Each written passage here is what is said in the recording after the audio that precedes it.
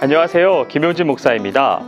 이 영상은 성경 통독하시는 데 도움을 드리기 위해 마련한 영상입니다. 통독을 하면서 익숙하지 않은 배경과 내용들로 인해 어려움을 겪는 성도들이 조금이나마 도움이 될까 싶어 마련한 것인데요. 조금만 관심을 기울이시면 읽으시는 데 유익이 있을 겁니다. 그럼 오늘 읽을 부분에 대한 안내를 해드리겠습니다.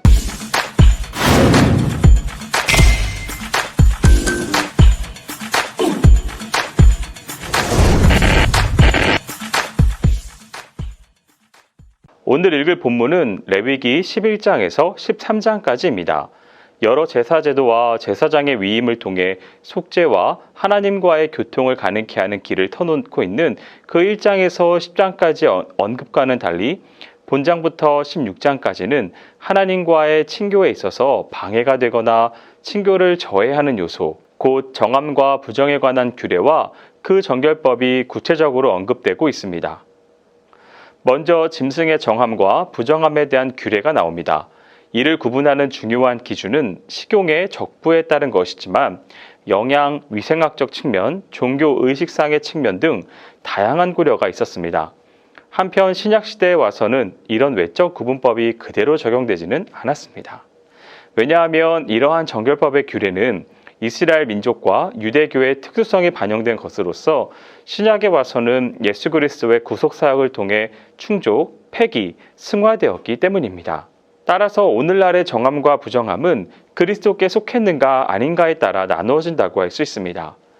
이어서 어류에 대한 정함과 부정함에 대한 규례가 나옵니다. 이를 가르는 기준은 지느러미가 있을 것과 비늘이 있을 것입니다. 이런 어류들은 일반적으로 수면 가까운 곳에서 살아 접하기 이롭고 깨끗하고 그 모습이 험상궂지 않은 형태를 띠고 있습니다. 세 번째로는 조류의 정함과 부정함에 대한 규례가 이어집니다. 본문에서 열거된 부정한 새의 특징은 맹금류가 많다는 것이고 고독하고 슬픈 새들이 많으며 불결하고 더러운 것들을 먹고 사는 조류들이 대부분입니다. 이어서 곤충류와 땅에 기어다니는 짐승들에 관한 규례가 나옵니다. 이스라엘은 생활 속에서 정결한 것과 부정한 것을 세심하게 판별해야 했습니다. 그들은 구별된 삶을 살아야 하기 때문입니다. 의식주를 구별하고 생각을 구별하고 몸을 구별하고 행동을 구별하여 거룩하신 하나님을 닮아가는 생활을 해야 하기 때문이지요.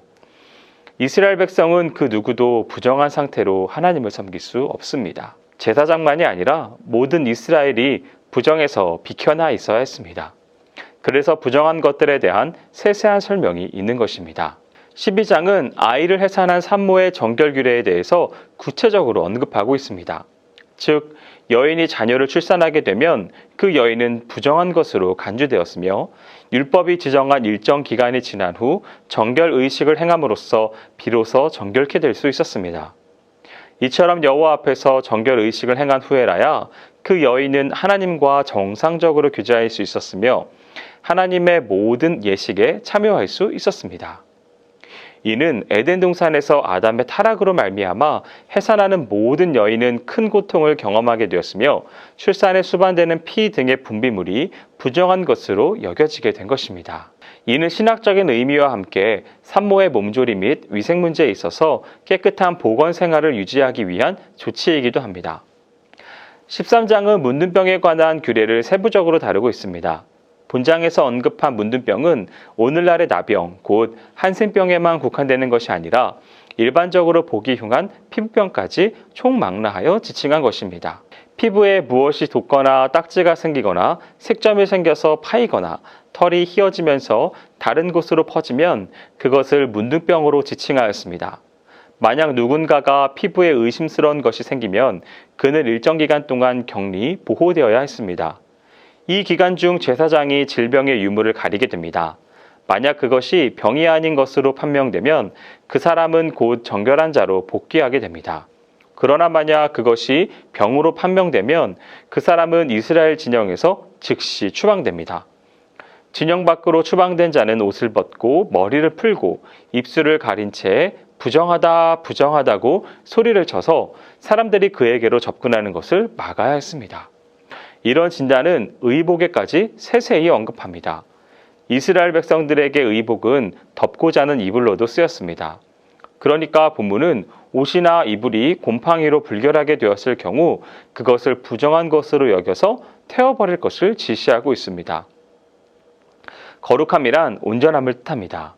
하나님께 바치는 제물은 온전한 것이어야 합니다. 하나님 앞에서 일하는 제사장은 육체적으로 온전해야 합니다. 이스라엘은 누구나 그 삶과 행실에서 온전하고 흠이 없어야 합니다.